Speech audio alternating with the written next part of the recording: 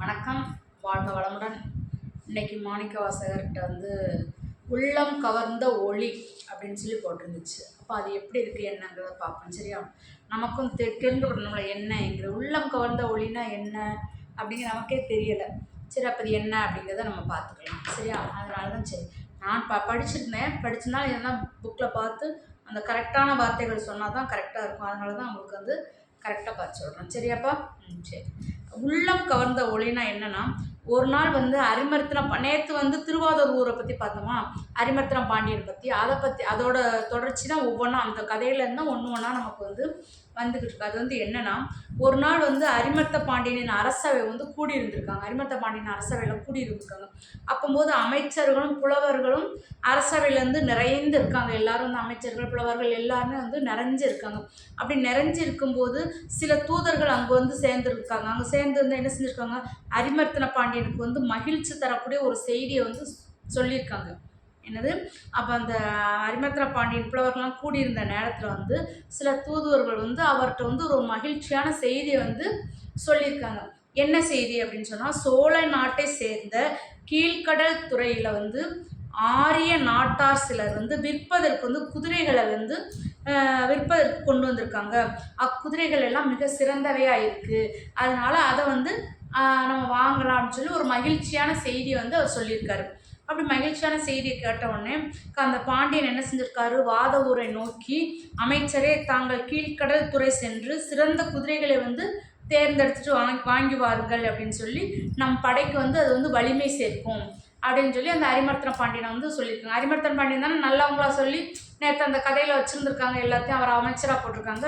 அப்போ அவன் அந்த அமைச்சரை போய் நீங்கள் குதிரைகளை போய் வாங்கிட்டு வந்தால் நம்ம படைக்கு ரொம்ப வலிமையாக இருக்கும் அப்படின்னு சொல்லியிருக்காரு. உடனே சரின்னு சொல்லிட்டு இவர் என்ன சொல்லியிருக்காரு, அவர் அமைச்சர் கூடின உடனே குதிரையை வாங்குவதற்காக அவர் என்ன செஞ்சுருக்காரு, குதிரையை வாங்குவதற்காக பொண்ணை நிறைய கொடுத்து அனுப்பியிருக்காரு.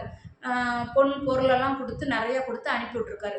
அப்படி அனுப்பிவிட்ட உடனே வாத ஊரில் ஒரு நல்ல நாளில் மன்னனிடம் விடைபெற்று கொண்டு மதுரையிலேருந்து அவர் புறப்பட்டுருக்கார். வாத ஊர்லேருந்து மன்னனிடம் விடைபெற்று நான் போய் குதிரையை வாங்கிட்டு வரேன்னு சொல்லி பொருளெல்லாம் வாங்கிக்கிட்டு அவர் என்ன செஞ்சுருக்காரு, கிளம்பிட்டார்.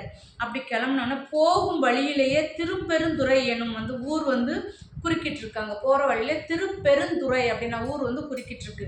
அது அந்த ஊரில் போய் அவர் நுழைஞ்சிருக்காரு. அவர் போனது குதிரை பார்க்கறதுக்கு. அப்போ இந்த ஊருக்குள்ள எதுக்கு நுழைஞ்சிருக்காருங்கிறத பார்ப்போம்.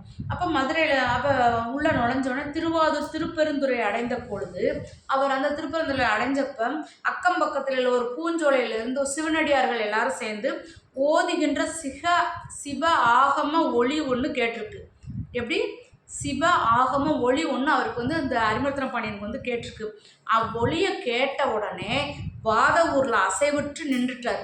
வாத ஊரில் அசைவிட்டு நின்ற உடனே அவரோட உள்ளத்திலிருந்து அந்த ஒளி புத்துணர்ச்சியாக அவருக்கு எழுப்பியிருக்கு. புத்துணர்ச்சியாக எழுப்பின உடனே வாத ஊர் தம்முடன் வந்த பணியாளர்களை நோக்கி, இது என்ன ஒளி என்று கூறுங்கள் அப்படின்னு சொன்ன உடனே அவர் என்ன சொல்லியிருக்கார், பூஞ்சொலியை நோக்கி ஓடினார். சிறிது நேரத்தில் அவர்கள் திரும்பி வந்துட்டாங்க. சிறிது நேரத்தில் அவங்க திரும்பி வந்த உடனே, அமைச்சரே பெருமானே, சிவபெருமானை போன்ற ஒரு பெரியவர் அங்கே நிற்கும் குருந்த மரத்தின் அடிநிழலில் அமர்ந்திருக்கிறாரு. அதனால அவரை சூழ்ந்து பல சிவனடியர்கள் வணங்கி வேண்டி கொண்டிருக்கிறார்கள் அப்படின்னு சொன்னோடனே, அவர்கள் எழுப்பும் ஒளியே நம் செவிகளில் காதுகளில் விழுந்திருக்கு அப்படின்னு சொல்லி பணியாளர்களிடம் அந்த அரிமர்த்தன பாண்டியன் கூறியிருக்காரு. இது அப்போ சிவஞான போதம் அப்படின்னு சொன்னால், வாத ஊருக்கு அந்த பெரியவரை காண வேண்டும் என்று தோன்றி அவரை காண்பதற்காக வாத ஊர்லேருந்து முத்து பல்லக்கிலிருந்து இறங்கியிருக்கார். விரைந்து பூஞ்சோலையை நோக்கி அவர் நடந்திருக்கார். அப்போ தெய்வ பொலிவுடன் விளங்கும் திருச்சபையை அவர் பார்த்துருக்கார்.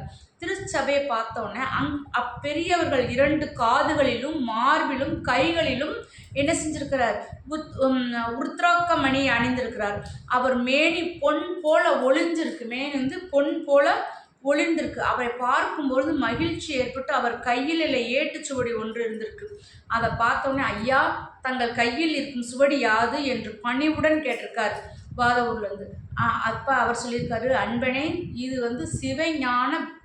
சிவஞான போதம் என்று கூறியிருக்கார் அப்பெரியவர். அப்போ சிவமா அதுனா என்ன, ஞானம்னா என்ன அப்படின்னு சொல்லி கேட்டிருக்காரு. அப்போ அன்பனே கேள், சிவமாவது முழு முதற் கடவுள். சிவமாவது என்பது முழு முதற் கடவுள். அப்படி இருக்கும்போது ஞானம் என்பது அம்முழு முதற் கடவுளை அறிதல். அம்முழு முதற் கடவுளையும் ஆராயிறது தான், அறிதல் தான் ஞானம்னு சொல்லியிருக்காரு. பாதம் என்பதை அறிந்ததை தெரிதல். அன்பனே முழு முதற் பொருளை அறிந்து தெளியும் வழிகாட்டிய இச்சுவடி. என்ன சொல்லியிருக்காரு? அன்பனே முழு முதற் பொருளை அறிந்து தெளியும் வழிகாட்டி தான் இந்த சுவடி. விரும்பினால் நான் உனக்கு இந்த சுவடியில் அடங்கிய பொருளை கற்பிக்கிறேன். உனக்கு விருப்பம் இருந்தால் சொல்லு, நான் அந்த சுவடில் இருக்க பொருளை நான் கற்பிக்கிறேன் அப்படின்னு இருக்காரு. உடனே இவர் என்ன செஞ்சிருக்காரு? இறைவனோடு கலந்துரவாடும் என்று சொல்லி இன்பத்தை நீ என் மூலம் அடையலாம் என கூறியிருக்காரு. புன்னகையோடு இவர் என்ன செஞ்சிருக்காருன்னா மாமுனிவர் கூறிய வாசங்கள் வாத ஊரின் அடிமனதில் ஆழமாக பதிந்துருக்கு. அவர் உள்ளமெல்லாம் உருகிருக்கு. சிவபெருமானே தம்மை ஆட்கொள்ளும் முனிவராக உருவெடுத்து வந்திருப்பதாக அவர் உணர்ந்திருக்கிறார். எப்படி? தம்மை ஆட்கொள்ளும் முனிவராக உருவெடுத்து வந்த முனிவராகவே அவர் கருதியிருக்கிறார். உயிராய் விளங்கும் என் தலைவரே, என்னை இப்போதே அடியவனாய் ஏற்றுக்கொள்ளுங்கள். தாங்கள் திருவடிகளை அடைக்கலமாக அடைந்த என் பிறவி துயரை அகற்றி அருள வேண்டும் என்று கூறி வாதகுரு சிவமுனிவரை வணங்கி எழுந்து நின்றிருக்கார். அப்போ அவரை ஆட்கொள்வதற்காகவே அங்கு எழுந்தருளி வந்த சிவபெருமான் அன்பரின் விருப்பத்தை மறுப்பாரா? அன்றே அவரை தம் அடியவராக ஏற்றுக்கொள்ள முன் வந்தார். தம்முடன் இருந்த அடியவர்களை நோக்கி சிவ தீக்கை செய்வதற்குரிய ஏற்பாடுகளை செய்யுமாறு பணித்தார். சிவ தீக்கை செய்வதற்குரிய ஏற்பாடுகளை செய்யுமாறு பணித்தார். இதுதான் இதோட இன்னைக்கு ஒரு ஷார்ட் கதையாக முடிச்சிருக்கோம். நாளைக்கு மாணிக்க வாசகர் ஆதல்னு போட்டிருக்கு. அதாவது அப்படின்னா சிவத்தீக்கைனா என்ன, அவர் என்ன சொல்லியிருக்காரு? சிவத்தீக்கை செய்வதற்கு ஏற்பாடுகளை செய்திருக்காருல, அப்போ அந்த சிவத்தீக்கைனா என்ன அப்படின்றத நாளைக்கு பார்க்கலாம். சரியா? என்னோடய சேனல் உங்களுக்கு கண்டிப்பாக பிடிச்சிருக்கும். லைக், இந்த ஷார்ட்ஸ் எல்லாம் பாருங்கள், லைக் பண்ணுங்கள், ஷேர் பண்ணுங்கள். புதுசாக பார்க்குறவங்களாம் சப்ஸ்கிரைப் பண்ணுங்கள். மீண்டும் ஒரு நல்ல பதிவுடன் உங்களை சந்திக்கிறேன். நன்றி, வணக்கம், வாழ்க வளமுடன். Tata, bye bye.